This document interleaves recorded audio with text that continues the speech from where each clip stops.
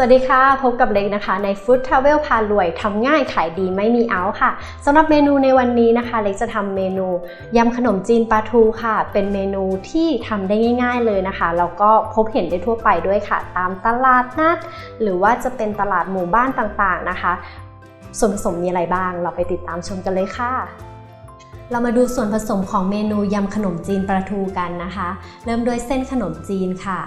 ปลาทูทอดค่ะหมูยอนะคะถั่วฝักยาวค่ะส่วนผสมของน้ำยำนะคะก็จะมีน้ำปลาค่ะน้ำปลาร้าน้ำมะนาวน้ำตาลปี๊บแล้วก็พริกป่นค่ะเครื่องเคียงที่เพิ่มสีสันความสวยงามแล้วก็ความหอมให้กับเมนูนี้นะคะก็จะมีผักชีฝรั่งค่ะต้นหอมหอมแดงพริกสดนะคะแล้วก็โรยหน้าด้วยถั่วลิสงค่ะส่วนผสมครบแล้วนะคะเราไปลงมือทำกันเลยค่ะ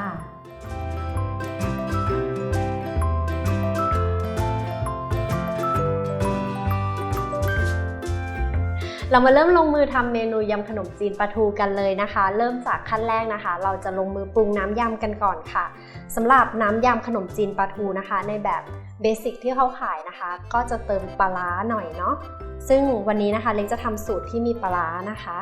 ซึ่งถ้าคุณผู้ชมไปทำขายแล้วลูกค้าไม่อยากทานปลาร้าก็ไม่ต้องใส่ค่ะปลาร้านะคะเราจะใส่ไปทั้งหมดปลาร้า2ช้อนนะคะแล้วก็เติมน้ำปลาไป1ช้อนค่ะน้ำตาลปี๊บนะคะใส่แค่1ก็พอก็คนให้น้ำตาลปี๊บละลาย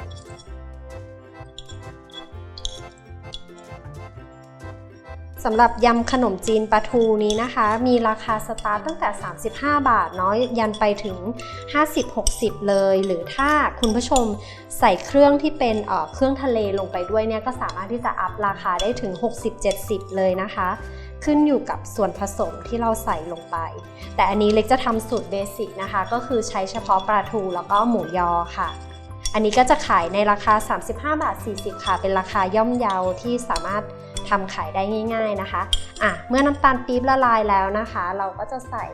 น้ำมะนาวค่ะมีแค่ปลาร้านะคะที่เราใส่2ส่วนนอกนั้นเราจะใส่อัตราส่วน1ส่วนนะคะแล้วก็พริกป่นตรงนี้ก็สามารถไปปรับอัตราส่วนตามที่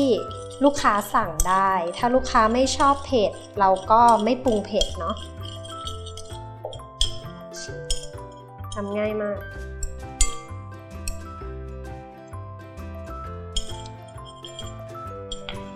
คือความนัวแซ่บเนี่ยมันจะอยู่ที่น้ำปลาร้าอยู่แล้วแหละก็คือเราทำขายบางทีเราก็หลีกเลี่ยงผงชูรสไปบ้างเนาะเราก็ไม่ต้องใส่ก็ได้อันนี้นะคะเส้นขนมจีนประมาณสัก1จับเราก็ใส่ลงไปเลยค่ะ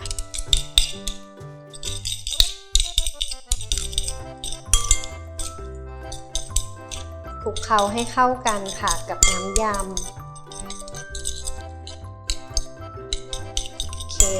เข้ากันดีกับน้ำยำแล้วนะคะเราก็ใส่ถั่วฝักยาวค่ะหมูยอ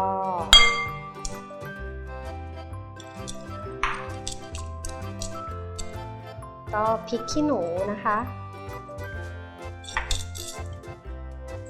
ต้นหอมผักชีใบเลื่อยค่ะนี่ก็คลุกเคล้าให้เข้ากันนะคะก็ให้มันพอดีเนาะในอัตราส่วนผสมเติมนิดเติมหน่อยเพิ่มมูลค่าของสิ่งของที่เราจะขายไปอันนี้ถ้าดูว่าถั่วฝักยาวน้อยไปเราก็สามารถที่จะเติมอีกได้นะคะโอเคปิดท้ายด้วยปลาทูค่ะปลาทู1เข่ง2ตัวเนาะเราก็จริงๆทำขายในราคา35 บาท 40 บาทเนี่ยเขาก็ใส่ปลาทูแค่ด้านเดียวก็คือใส่แค่ซีกเดียวของปลาทูมันก็จะทำให้แบบต้นทุนเราไม่สูงมากนะคะแล้วก็สามารถที่จะแบบทำขายได้ง่ายๆเลยค่ะก็ตามด้วยหอมแดงค่ะโอเคปิดท้ายนะคะเดี๋ยวเราโรยด้วยถั่วลิสงค่ะ โ โอเคค่ะหลังจากที่คลุกเคล้าทุกอย่างเข้าที่กันแล้วนะคะ เราก็จัดเสิร์ฟได้เลยค่ะ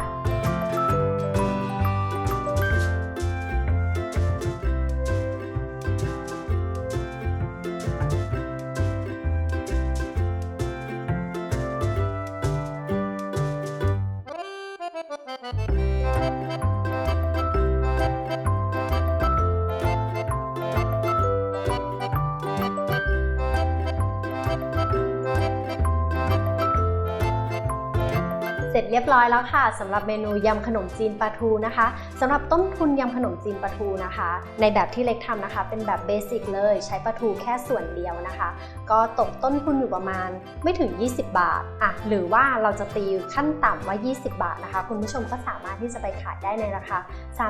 35-40 บาทค่ะแต่ถ้าอยากอัพเลเวลที่จะขายให้ได้ราคามากกว่านี้นะคะคุณผู้ชมก็สามารถที่จะเติมในส่วนของอาหารทะเลลงไปได้ค่ะไม่ว่าจะเป็นกุ้งปลาหมึกนะคะก็จะทำให้คุณผู้ชมสามารถที่จะขายได้ราคาดียิ่งขึ้นค่ะสำหรับอัตราส่วนอย่างละเอียดนะคะสามารถเข้าไปดูได้ที่ foodtravel.tv ค่ะวันนี้เล็กลาไปแล้วนะคะสวัสดีค่ะ